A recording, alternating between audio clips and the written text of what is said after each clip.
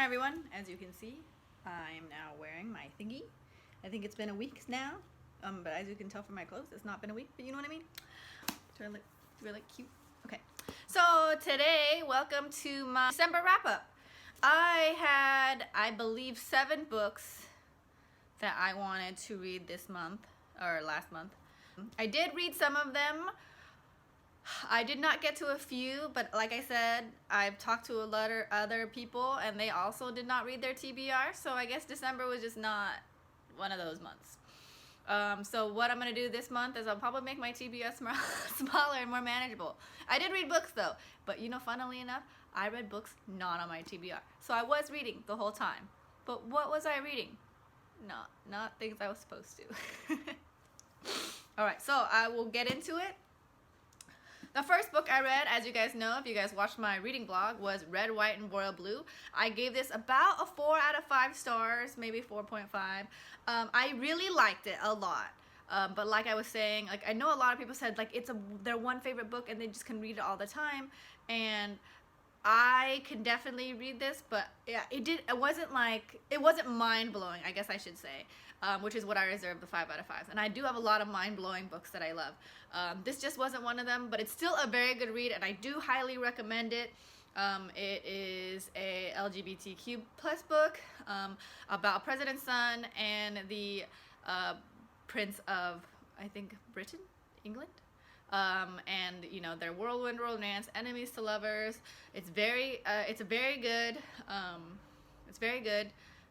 cute contemporary romance if you're into that thing. I know a few people on Twitter that I was reading last week were saying like, wait, everyone says it's like the most amazing book ever, and I liked it, but I didn't love it. And that's true. I did love it, but like I said, it wasn't like artistic writing I've ever read, but still very good. Alex approximately, again, I really liked it, but I am biased on contemporary reads, romance books. It's not really romance, it's YA. When I think of romance books, I'm thinking of like the adult romance books, right? The ones with like the tearing of the clothes on the cover, and I'm just like, ooh, it's intense. I actually was at the Barnes & Noble's bookstore last week with my brother while I was waiting for my phone to get fixed, and he was reading the sailing, because my brother sails, the sailing magazine somewhere, and it was right next to the romance section, and there was just so many of those books. It was crazy. You know what else was in that book? It was 50 Shades of Grey, which made me laugh. I'm glad it wasn't in the YA section, because it's not YA. I read a couple pages just because I was like, I wonder what it's about, you know, and I don't know. No offense to people who do like them. I do have friends who really love 50 Shades of Grey. It's just not for me personally. Anyways, but there was like a couple where like you could see like the heroine, not the heroine, the main character was like this. It just made me laugh the whole time. I even showed a couple to my brother because it made me laugh. Alex Approximately by Jen Bennett is about a girl who moves from Washington, D.C. to Redwoods of California. And I loved it because I really love summer reads. There was a Ferris wheel, there's a churro cart. If you love summer reads, which I do, this is the book for you. A little bit of enemies to lovers. They don't like each other that much. Well, the main character guy, he does like her. You could tell, but she doesn't like him because of his attitude, which is true. You know how sometimes guys flirt. They're kind of weird. This one was kind of cute because it is technology based, where she has a pen pal online, and it turns out to be him. I mean, it's kind of a little bit of a spoiler what I'm just telling you right now, but it's really obvious by page 2 who it is. Which is why if you go to Goodreads and check the reviews, a lot of people were like, how could she not figure it out, blah blah blah. I kind of get it. I grew up in the digital age, and I do talk about this a little bit more in depth in my Alex Approximately reading blog, which I'll put up here. And you know, you don't want to assume, and there's a lot of people out there, can you imagine?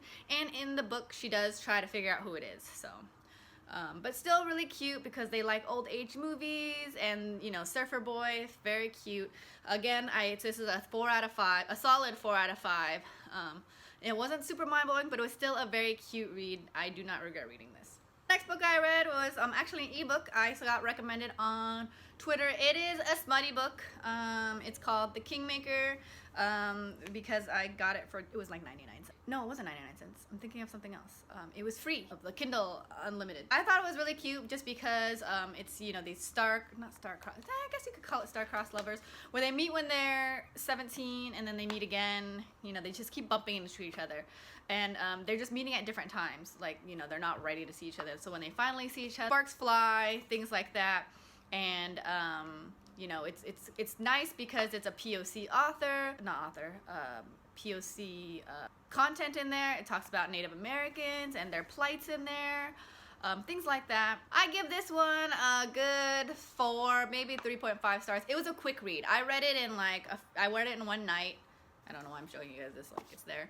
I read it in one night, so it was very cute. It had some smut in there, so that was nice. I mean, nothing too crazy. So if you guys are thinking like there's some like weird stuff in there, there isn't. But it was cute, and you know, like I said, it's like a hardcore romance. I mean, like I was telling you guys earlier about the whole romance where they're like, you know, like the shirt's ripped off. I mean, if you look at the cover on this one, it's kind of like the same thing. I mean, like you can see like they're together and, you know, hugging. He's wearing a suit. What I don't like is that it left you on a cliffhanger, which I am not a fan of cliffhangers like those.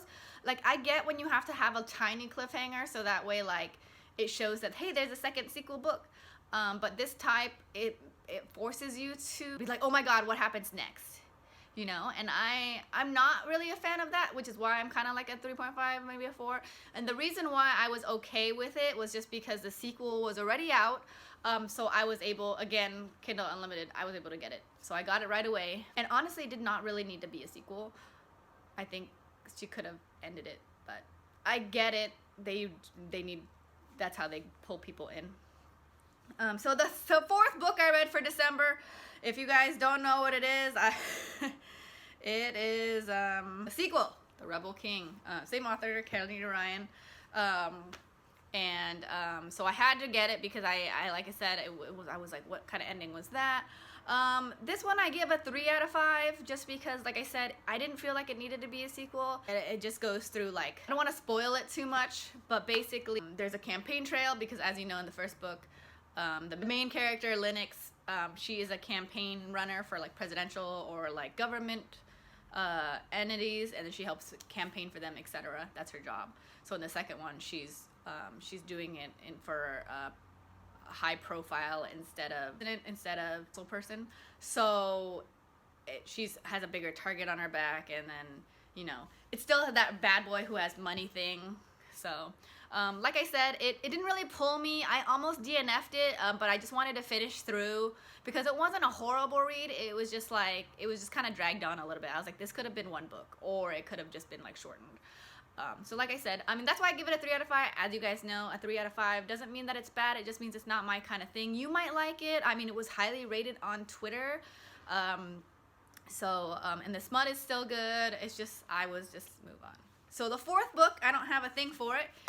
Not fourth, fifth book I ended up reading. Instead of reading Among the Breeze and Briars like I was supposed to for my TBR, I ended up reading a Dramione fan fiction. If you guys don't know what that is, that's Draco and Hermione, because I love them and I always have to be reading one. I read The Hunted by bex-chan. So those of you guys who don't know, on Book Talk, TikTok for books, there are a lot of people who love Draco Hermione just like me, which is why I like it so much. And a lot of people really love this one called By Isolation. They say it's so good, even if you don't like Draco Hermione, you'll still like the writing. I love Draco Hermione. I loved writing. So bam, 5 out of 5 stars. I could reread it all the time. I think I've read it twice already. And I've only known about the book for 3 months now. This is by the same author, and it's Draco Hermione again. So I thought I would like it. Honestly, 3 out of 5. So that means, like I said, you might like it. There was a lot of 5 out of 5s on Goodreads. The reason why I didn't like it that much was because it is a Draco Hermione, but it didn't really grab at me, and the writing was kind of subpar. It was her very first fan fiction. So I kind of understand why her writing was like that. If that was my first fan fiction I have ever read, I probably would love it and rate it 5 out of 5. But because I've grown and read a lot of great books out there, my tastes have grown as well, and it makes sense why Isolation is so good, because she had to practice writing, right? I mean, I'm not an artist, but obviously my drawings now are way better than I was 10. So it's kind of like the same thing here. You guys might like it depending on what type of books you've already read. Does that make sense? or fan fictions, I mean, sorry. Still really good, sometimes even better out there than other actual published books out there. So it just depends. But like I said, 3 out of 5 for me. Yeah, so that's all the 5 books I read in December. So not that great, but not bad. I will definitely try to make my TBR smaller this month. So I'll let you guys know in the next video. Thank you so much for watching, and I hope you guys have a great day.